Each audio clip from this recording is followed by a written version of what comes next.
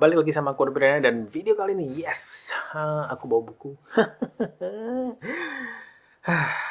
Kenapa bawa buku sih? Ya, sesuai judul. Ini adalah 5 alasan kenapa aku pindah ke Canon EOS R.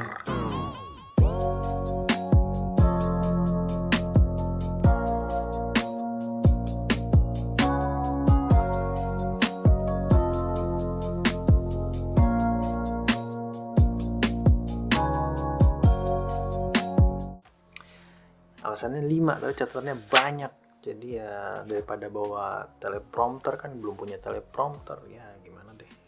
Udah maklum aja lah kalian. Oke, jadi sebelum masuk ke alasannya, aku punya sedikit cerita tentang sejarah perkameraan yang aku pakai secara pribadi untuk, ya baik itu untuk YouTube ataupun untuk commercial use. Jadi ya, pertama kali aku pindah dari digital SLR ke mirrorless, yang aku pakai adalah sebuah kamera dari Fuji, yaitu Fujifilm X-A3.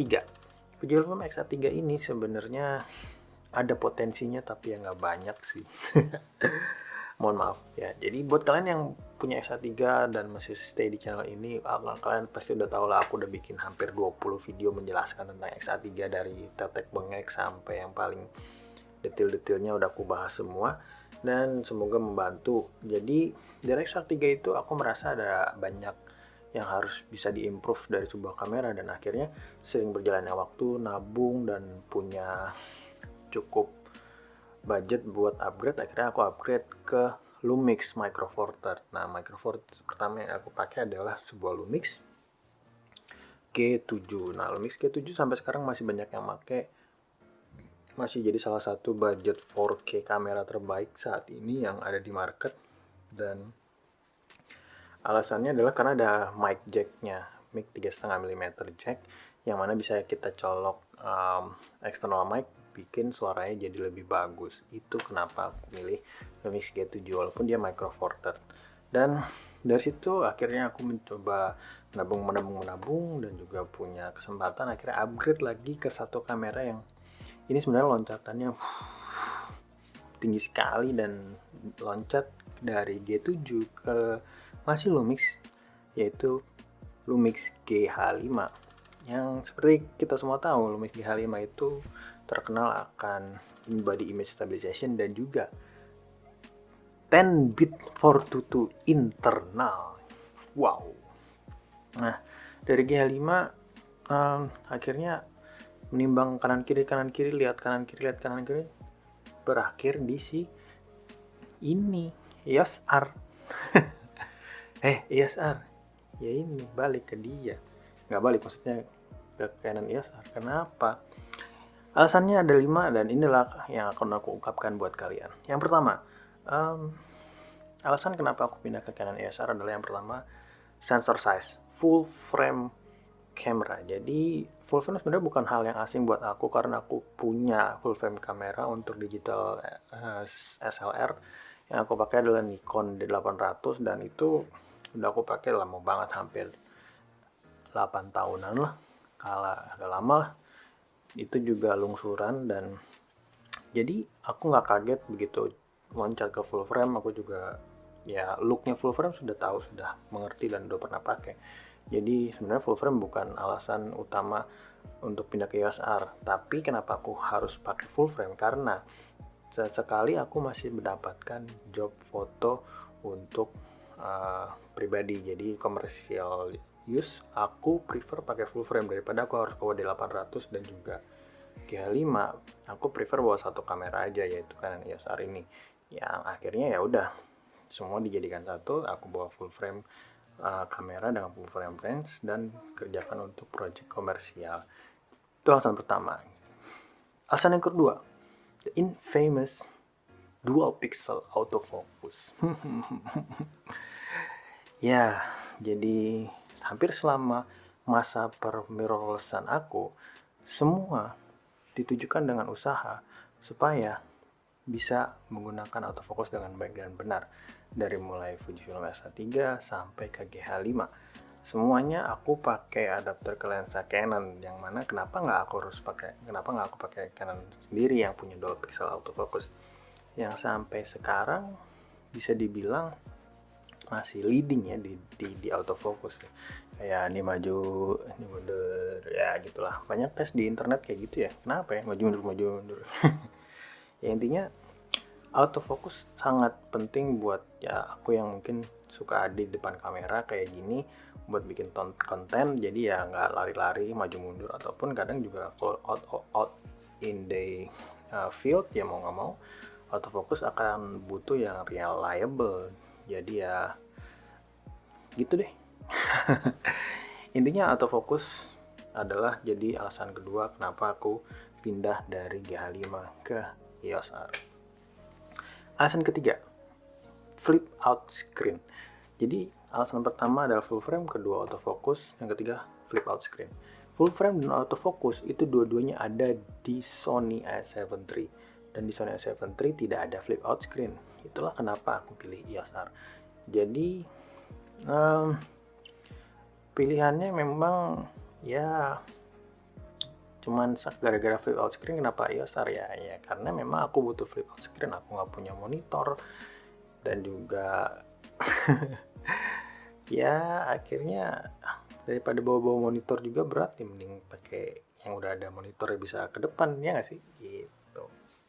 Itulah alasan ketiga. Nah, alasan keempat, ini alasan yang mungkin agak klise, kita akan coba bahas agak sedikit detail di alasan keempat ini, yaitu color science. Berangkat dari sebuah kamera yang bisa memproduce gambar 10 bit 422 internal sebuah GH5 ke Canon EOS R yang hanya memproduce 8 bit internal, seharusnya aku merasa ini adalah sebuah downgrade. Tapi ya secara klise banyak orang yang bilang kalau color science-nya Canon itu sangat bagus buat skin tone gitu. Yang mana aku banyak shoot diri sendiri juga harus ya skin tone-nya juga harus bagus gitu, harus bener gitu kan.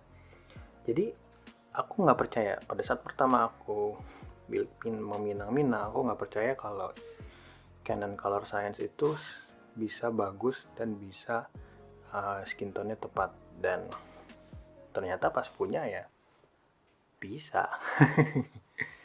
Gitu. Jadi ya kalau saya aku sendiri pribadi berpikirnya sih memang kalau science-nya Canon bagus, tapi ya bisa di-achieve dari brand-brand lain. Tapi ya kalau buat yang nggak punya banyak waktu color grading, straight out of camera, pakai standar picture profile, selesai, udah cukup, nggak usah ada grading lagi, udah selesai. Kalian bisa langsung upload ke YouTube, ataupun buat foto juga jauh lebih nyaman, JPEG-nya langsung upload ke Instagram atau kemana, dan nggak usah ada edit lagi, skin tone-nya udah pas gitu. Oke, banyak lama ya di color science ya, masih ada di catatan nih. Oke, yang terakhir, alasan kelima adalah lens compatibility. Jadi alasan terakhir ini yang bikin aku kayak yaudahlah Canon aja lah, karena selama hidup menggunakan mirrorless hampir semua aku menggunakan lensa Canon. Dari mulai wide-nya aku pakai, 50-nya aku pakai, terus punya portrait lens-nya juga aku pakai. Jadi menjajaki setiap sistem, walaupun aku pakai Fuji atau pakai Micro Four Thirds, tetap ada lensa Canon yang aku bawa. Yang artinya ya kenapa nggak langsung aja pakai Canon gitu, daripada harus diadapt ke sistem lain gitu. Dan ini yang menjadi pilihanku supaya terjun ke Canon EOS R.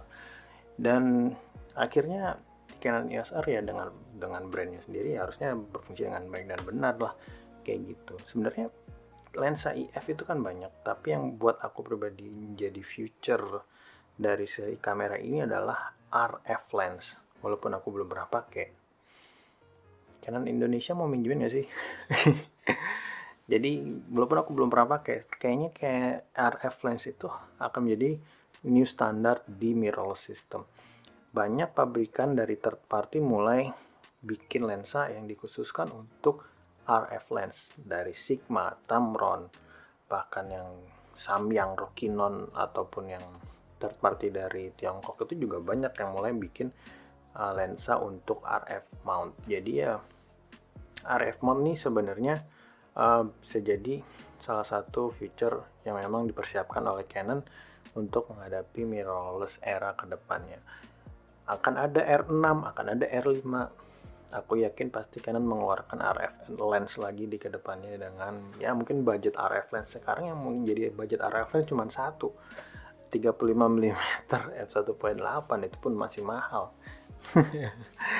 Jadi ya sementara kita masih adapt dari IF ke RF, walaupun IF tapi ya autofocusnya tidak ada bedanya, kata yang udah pernah nyoba RF ya gitu. Jadi ya sekarang aku masih bertahan pakai IF lens, bahkan sekarang aku pakai 10-18 nih IFS, jadi di shoot on crop mode artinya APS-C mode ya kayak gitu.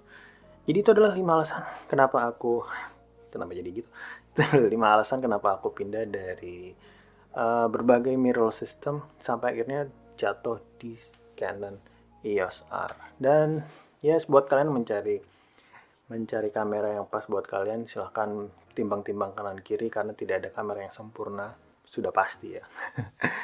Dan gitu aja, semoga terinfokan dengan baik dan benar, dan semoga juga kalian mendapatkan kamera impian yang kalian inginkan dan mendapatkan kamera yang sesuai dengan keinginan kalian. Jadi ya, terima kasih yang udah menonton, sampai ketemu di video selanjutnya.